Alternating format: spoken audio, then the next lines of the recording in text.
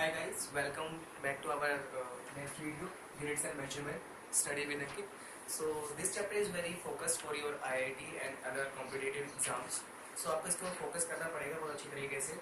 So आज के हमारे topics है need for the measurement, then types of units, SI unit and basic SI units, supplementary SI units, measuring indirect distance, and the last is difference in mass and unit weight. So let's get started.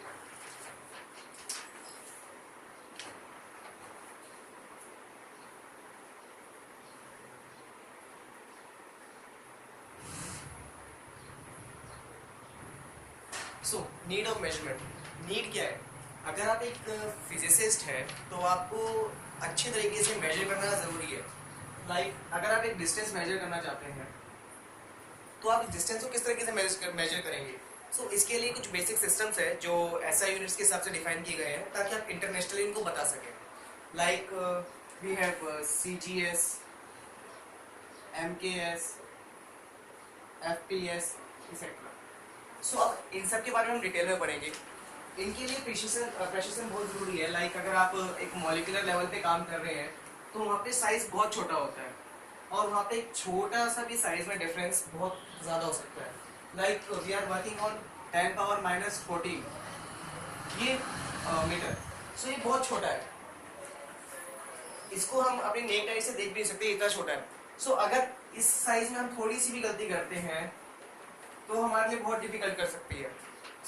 ये बहुत problems है. 100 metre और 1000 metre. 10 times bigger, it is 10 times smaller. That's the difference.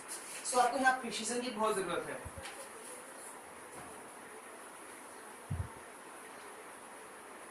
Our next topic is types of units.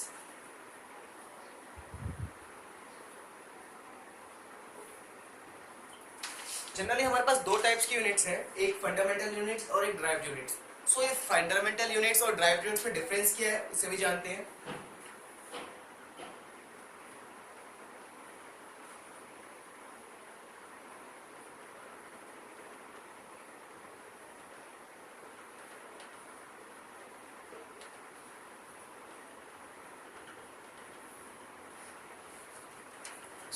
Fundamental units and derived units.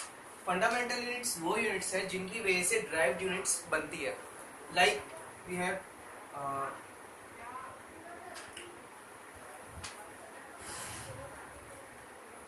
Mass for m, length for l, t for time, t for temperature. ये जो units है fundamental units है जिनसे हम बाकी drive करेंगे. आप speed drive करना चाहते हैं, वेलोसिटी, एक्सेलरेशन, फोर्स एक्सेट्रा. ये सब जो है ये ड्राइव्ड यूनिट्स है. इनकी जो बेसिक यूनिट्स होगी वो ये है. फंडामेंटल यूनिट्स जो है वो ये है. अब इनमें हम जानते हैं कि किस तरह से फंडामेंटल यूनिट्स हैं इनकी. अगर आप स्पीड निकालना चाहते हैं, speed equals to distance upon में टाइम. यहाँ पे जो डिस्टेंस है, डिस्टेंस को आप किस में मेजर करेंगे? लेंथ में, और टाइम को टी में. जो स्पीड के फंडामेंटल मेजरिंग यूनिट्स हैं वो है लेंथ और टाइम. इसको हम सिंपली L T इनवर्स लिखेंगे. आगे हम जानेंगे इन सबको किस तरह से लिखते हैं या किस तरह से कैलकुलेट करते हैं. बेसिक्स ये है कि जो बेसिक फंडामेंटल यूनिट्स हैं हमारे पास ये हैं और जो ड्राइव्ड है वो कुछ इस तरह से है. हम इनके बारे में और डिटेल में पढ़ेंगे थोड़ा आगे चल के. पहले हम ये जान लेते हैं जो यूनिट्स हैं वो किस तरह से बनी हैं. इंटरनेशनल यूनिट्स में कौन कौन सी यूनिट्स आती हैं. Before adaptation of the SI units हमारे पास 3 बेसिक यूनिट्स थी जो फ्रांस में या रशिया में या यूएसए में अलग अलग तरीके से यूज होती थी. अब हम जानते हैं कि कौन कौन सी कैसे हैं. सबसे पहले थी CGS, second is FPS and third is MKS. CGS stand for centimetre, gram, second. FPS stands for foot, pound, second. MK stand for metre, kilogram, and second. So ये 3 सिस्टम थे जो हमारे एसआई यूनिट को adopt करने से पहले आए थे, या अलग अलग कंट्रीज में अभी भी यूज होते हैं, बट हम जो मेन यूज करते हैं एसआई के लिए वो ये है।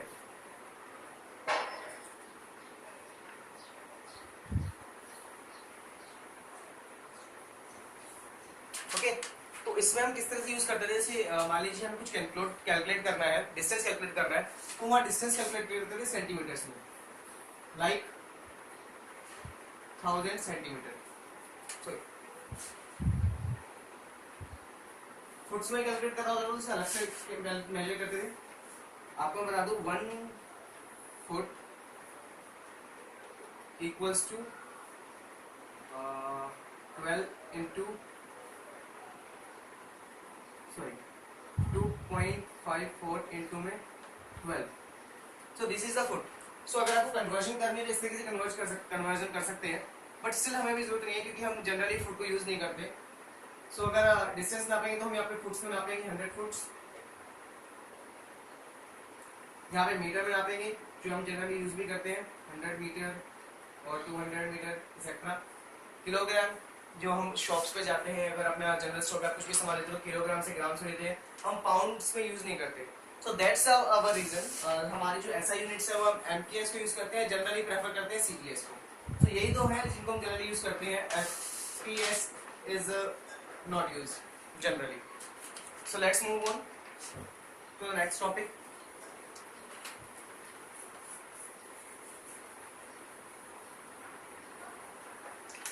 अब हम जानते हैं फंडामेंटल जो एसआई यूनिट्स हम थोड़ा डिटेल में जानने की कोशिश करते हैं।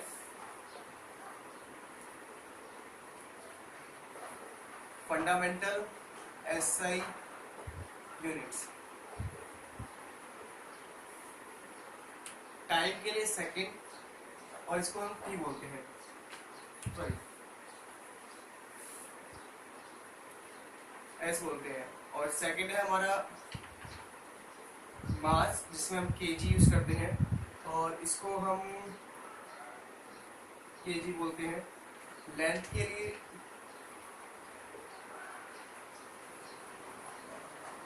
लिए हम मीटर यूज करते हैं, इसको हम एम बोलते हैं। टेम्परेचर के लिए हम केल्विन यूज करते हैं जिसको हम के बोलते हैं। इलेक्ट्रिक करंट को हम एम्पियर्स में नापते हैं जिसको हम ए बोलते हैं। उसके बाद ल्यूमिनस इंटेंसिटी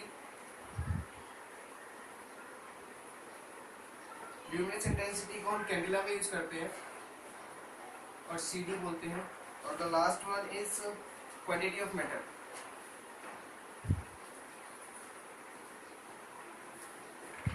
जिसको हम मोल्स में कन्वर्ट करते हैं और एमओ बोलते हैं शॉर्ट। तो ये जो 7 फंडामेंटल यूनिट्स हैं हम इसको यूज करते हैं ताकि हम कुछ भी कैलकुलेट कर सकें।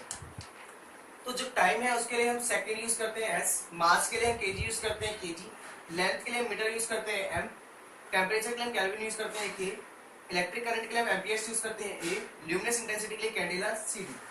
और किसी अगर आपको मैटर का जानना है जो मॉलिक्यूलर लेवल पे होते हैं उनका वेट जानना है तो हम उसके लिए मोल्स यूज करते हैं।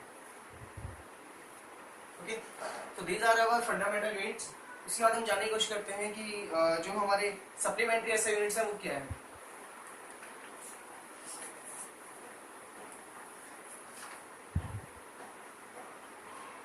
Guys I want to tell you, अगर मैं थोड़ा फास्ट चल रहा हूँ तो प्लीज इसको पॉज कर लीजिए वीडियो को और इस वीडियो को दोबारा देखिए कि कौन कौन से ऐसा यूनिट्स थे और उसको आराम से रीड आउट करके लर्न कर लीजिएगा।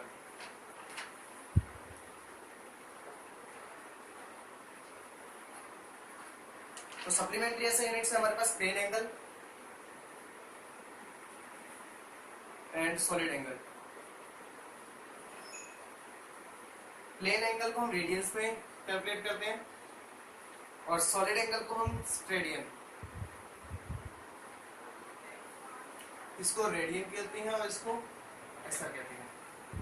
तो रेडियंस को हम किस तरह से कैलकुलेट करते हैं, रेडियंस को हम कैलकुलेट करते हैं radians equals to arc upon में रेडियस का स्क्वायर, सॉरी रेडियस, और स्टेडियन को हम कैलकुलेट करते हैं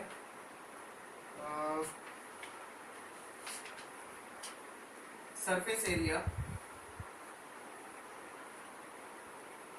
अपॉन में रेडियस स्क्वायर। सो इस अगर आपको किसी सर्कल का या किसी आर्क का रेडियंस में उसे कैलकुलेट करना है तो आपसे क्या करें कि सिर्फ आर्क निकालें, उसका रेडियस निकालें और उसे डिवाइड कर दीजिए, आपको रेडियस पता चल जाएगी। अगर आपको उसका सॉलिड एंगल निकालना है तो आपको सरफेस एरिया निकालना पड़ेगा और उसका रेडियस के स्क्वायर से डिवाइड कर दीजिए। हम जनरली इसका यूज कम करते हैं, हम रेडियंस का यूज काफी करते हैं।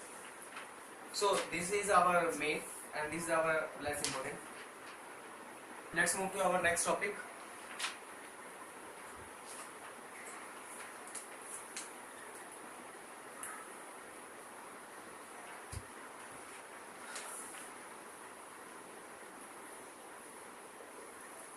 measuring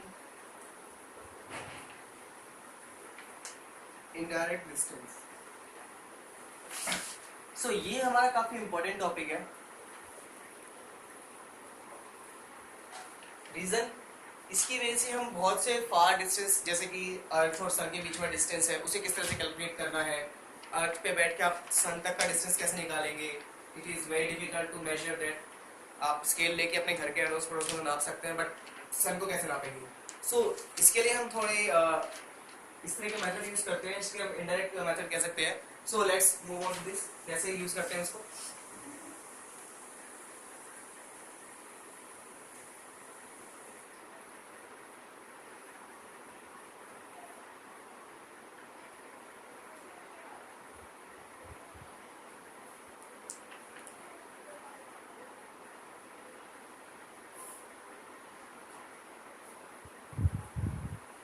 सो हमें अगर ये डिस्टेंस निकालनी है, ये मान लीजिए अर्थ का सरफेस है और ये सन है,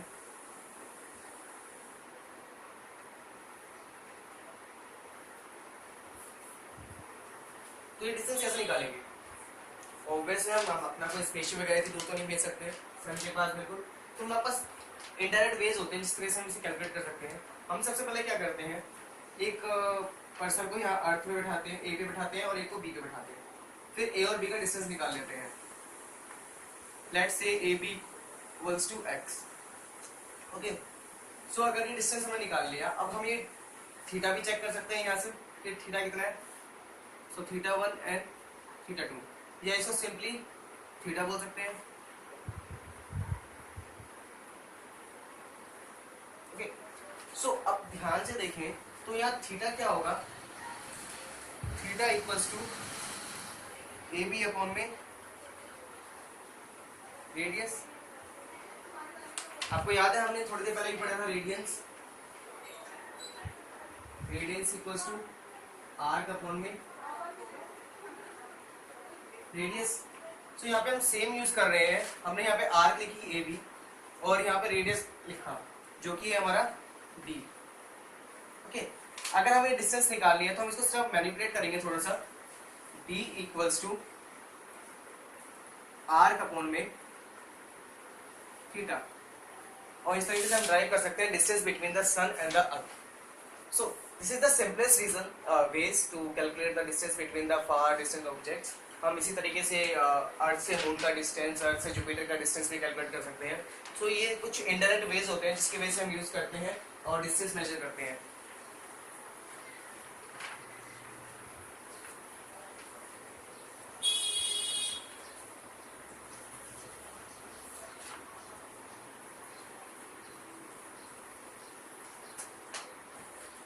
वैसे जनरली मैं बता दूं, अर्थ और सन के बीच का डिस्टेंस है 1.496 into 10 power 11 मीटर। ओके, अगर आपसे कोई पूछे तो distance between earth and sun is this.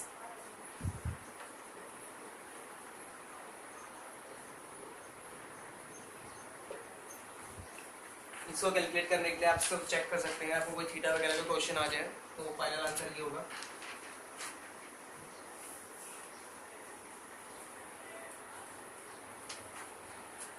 सो हमारा नेक्स्ट टॉपिक है difference in mass and wait.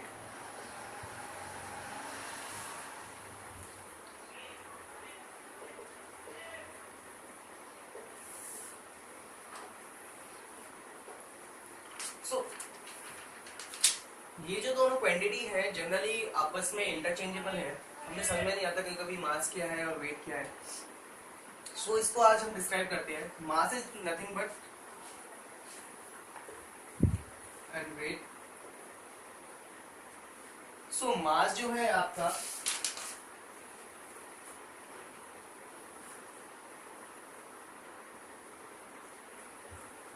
ये इनर्शियल फोर्स हो सकता है और ये आपका ग्रेविटेशन फोर्स हो सकता है।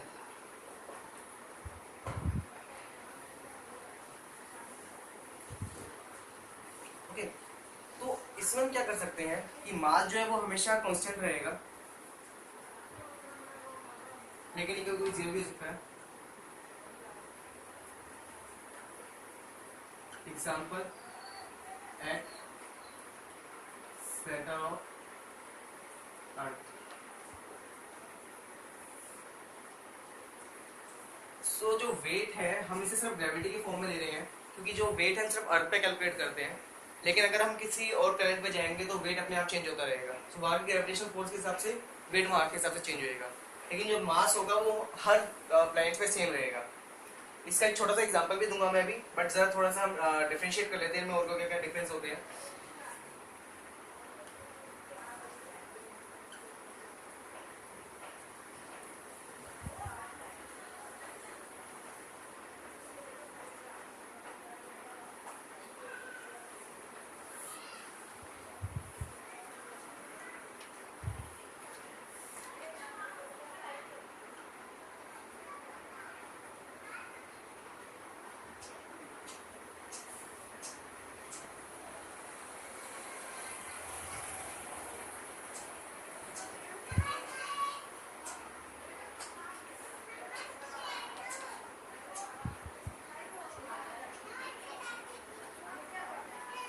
सो ये कुछ डिफरेंस है इनके बीच में, लाइक मास जो वो इनर्शियल मास है, जो वेट है वो ग्रेविटेशनल फोर्स से रहेगा। जो मास है वो कांस्टेंट होता है हमेशा, और वेट वो कभी जीरो नहीं हो सकता। जो मास है वो सेम रहेगा हर प्लेस पे, लेकिन जो वेट है वो डिफरेंट होता है अलग अलग प्लेसेस के हिसाब से, अलग अलग ग्रेविटेशनल फोर्स के हिसाब से। जो मास है वो कभी जीरो नहीं हो सकता, लेकिन जो वेट है वो हमेशा कांस्टेंट रहता है। So these are the some differences. So I think आपको समझ में आ रहा होगा, बट अगर नहीं आ रहा कोई बात नहीं, हम एक छोटा सा एग्जांपल भी लेंगे अभी इसका।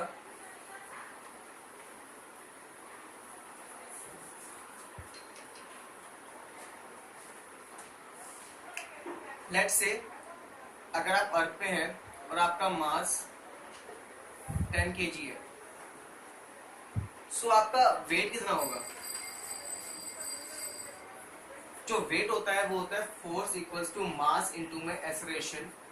ओके, सो अर्थ पे जो हम एक्सेलरेशन है वो उसको जी कहते हैं, और जी हम अप्रोक्सीमेट रियल में तो 9.8 होता है, but let's say it is 10। Okay, so अगर हम यहाँ पे फोर्स निकालने जाते हैं कि आपका अर्थ में वेट कितना है, तो हम क्या करेंगे 10 multiply by mass multiply by acceleration या जी। तो आप अर्थ पे 100 kg है, बट आपका रियल मास ओनली 10 kg है। अगर हम इसी को मून पे कैलकुलेट करें, तो मून पे जो है हमारे जो ग्रेविटेशन फोर्स है अर्थ के मुकाबले 1/6 है, यानी कि वहाँ पे जो ग्रेविटेशन कांस्टेंट था जो 10 था, वहाँ पे 10/6 हो जाएगा। सो आपका वहाँ पे वेट कितना होगा? सो आपका जो मास था वो 10 ही था, कांस्टेंट है। एक्सेलरेशन जो है वो चेंज हो गया 10/6, 100/6। सो ये आपका अप्रॉक्स 16.66 kg। सो जो आपका अर्थ में मास 100 kg है, वही आपका मास जो मून पे होगा उसे 16.66 kg होगा। So this is the difference between mass and the weight. So weight जो है हमारा, जो वेट है हमारा वो ग्रेविटी के हिसाब से चेंज होता है, बट जो मास है वो हमेशा कांस्टेंट रहता है। Mass is constant. हम इसी मास को हमने वेट ऑफ और अर्थ के लिए यूज किया था, और इसी मास को हमने मून के लिए भी यूज किया, बट जो ग्रेविटी की वजह से उनकी जो एक्सेलरेशन चेंज हुई वो यहाँ पे 10 थी और यहाँ पे 10/6 है। So this is the main difference between the gravity और you can say mass and the weight. Fine. So this is all about our this chapter. अगर आपको कुछ भी और डिफिकल्टीज हो या कुछ पूछना हो या मेरे से कोई टॉपिक मिस हो गया हो, वैसे मैं आपको नेक्स्ट टॉपिक में एमएलटी वगैरह के बारे में पढ़ाना चाहूँगा. So wait for the next video. And if you want to know something about this, so please ask in comments and subscribe my channel and like this. Jai Hind. Thank you.